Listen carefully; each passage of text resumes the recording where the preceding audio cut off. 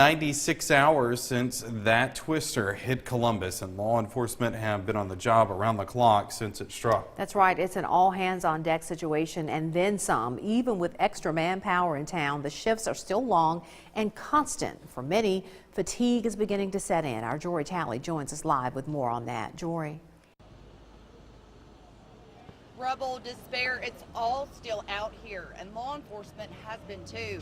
Right now they're in the middle of a shift change, but when they're out here, you'll see blue lights on almost every corner. The purpose is to protect people and property. Officers have been working every hour since the tornado struck Saturday night. The storm may be gone, but the danger is still out there. There's still power lines down, there's gas that's still leaking, and of course there's all kind of rubbish and debris that's still hanging. We're concerned about their safety.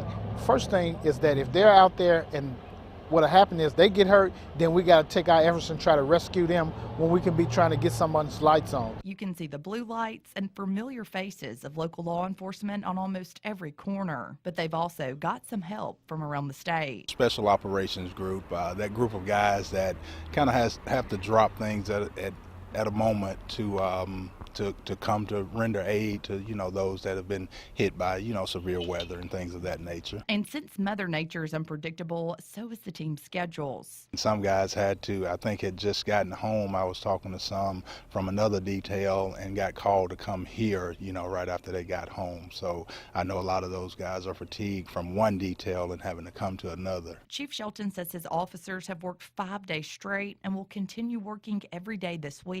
And I ask the public to be patient with our officers because we're not trying to be rude, we're not trying to be ugly, we're just concerned about your safety, and we're just saying, understand that if I tell you can't go down that street or that you can't go that way, it's for a purpose. That purpose is safety. A lot of them have lost their homes, everything they own, and the last thing they need is people coming through sightseeing and being a tourist when they're at their worst moments. And we're all tired. Everybody needs to have patience and understand we're redirecting you for a reason. Shelton wants to remind everyone to not move barricades. He says if you do, you can be cited because it's against the law to disregard a barricade.